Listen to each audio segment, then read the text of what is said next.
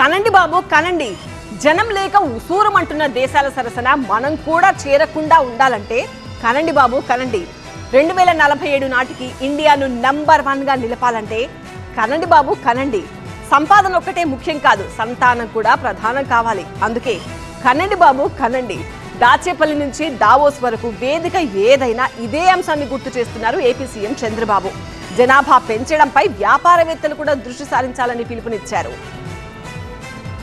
జనాభా కూడా ఒక ఆస్తి.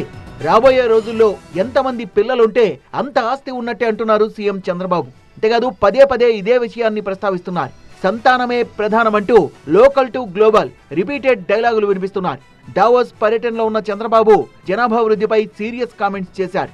అభివృద్ధితో పాటు జనాభా పెరగడం కూడా ముఖ్యమంటూ క్లియర్ కట్ ఎక్స్ప్లెనేషన్ ఇచ్చారు చంద్రబాబు.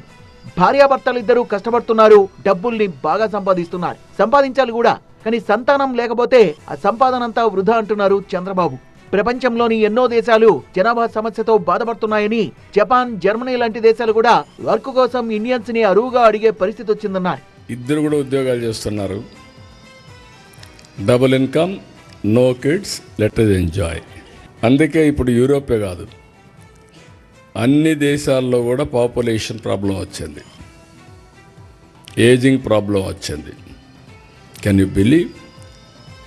జపాన్ లాంటి దేశం ఇండియా నుంచి మ్యాన్ పవర్ పంపించమని ఫస్ట్ టైం అడుగుతున్నారు.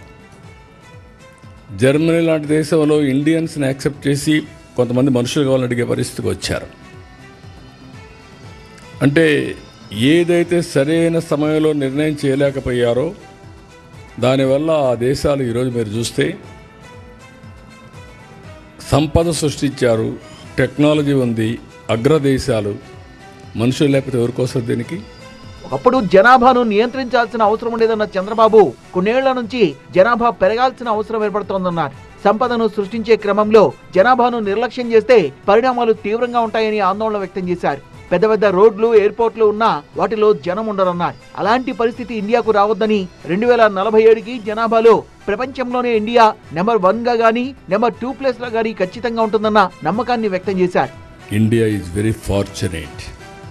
2047కి ఇండియా నాకు ఏం అనుమానం లేదు, ప్రపంచంలోనే నెంబర్ 1 కానీ నెంబర్ 2 కానీ తయారవుతున్నాం. మొన్నటికి మొన్న అమరావతిలో ఏపీ వృద్ధి రేటు అంచనాలపై ప్రెజెంటేషన్ ఇచ్చిన సీఎం ఇదే అంశాన్ని ప్రత్యేకంగా లేవనెత్తారు. స్వర్ణాంధ్ర విజన్ 2047 ప్రణాళికతో ముందుకు సాగుతా ఉన్న ఆయన అప్పటి జనాభా అంచనాలు డేంజర్ బెల్స్ మోగిస్తున్నాయని తెలిపారు. జనాభా పెంచేందుకు తీసుకోవాల్సిన చర్యలపై దృష్టి పెట్టామని, తెగదు సర్పంచ్, మేయర్, మున్సిపల్ కౌన్సిలర్ లాంటి స్థానిక సంస్థల పదవులకి 2 కంటే తక్కువ పిల్లలున్న వారిని అనర్హులుగా ప్రకటించే నిర్ణయం తీసుకోబోతున్నామన్నారు. సంపద సృష్టిస్తున్నామని జనాభాను మర్చిపోతే మనం సృష్టించిన సంపద ఎవరికి ఇవ్వాలనో మనకే తెలియదు. కడాని శ్మశానంగా తయారవుతుంది. పెద్ద ఎయిర్పోర్ట్ ఉంటుంది, ఏం చేయాలో ఎవరికి తెలియదు. ఆ ఎయిర్పోర్ట్ని ఆ రోడ్లు వెడల్పుగా ఉంటాయి, దాని మీద పోయే మనుషులు ఉండరు. ఆ పరిస్థితి వస్తుంది. మొత్తంగా జనాభా వృద్ధిని విస్మరించడం సరికాదంటున్న చంద్రబాబు ప్రపంచ దేశాలు ఈ విషయంపై ప్రత్యేక దృష్టి పెట్టాల్సిన అవసరం ఉందంటున్నారు.